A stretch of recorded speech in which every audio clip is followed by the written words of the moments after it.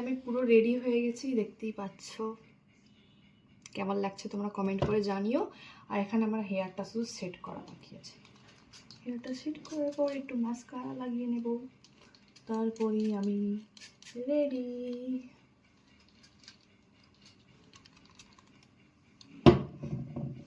সত্যি বলতে গাইজ আমি এরকম ড্রেস পরি না, এখন পরছি কারণ এই ড্রেসগুলো কি হবে, আমি সবসময় সিম্পল ড্রেস পরি, মানে বিয়ে বাড়ি বলো, কোনো অনুষ্ঠান বাড়ি বলো বা কোনো কিছুতে সব সময় সিম্পল, আমার সিম্পলই ভালো লাগে।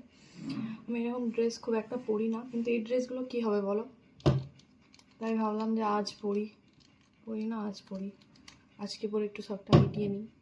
কী জানি কবে আমার শখ হয়েছিল, তাই এইসব কিনে রেখেছিলাম, এখন আর ভালো লাগে না। তো যাই হোক, এখানে মাস্কারাটা লাগাবো, তারপর আমি রেডি। মাস্কারা লাগালে তো ভালোই লাগে, কিন্তু ওঠাবার টাইমেতেই খুব প্রবলেম হয় জানো, একদম তেল টেল দিয়ে আমি ওঠাই। হয়ে গেছে, যাই হোক আমি রেডি পুরো, দেখো না।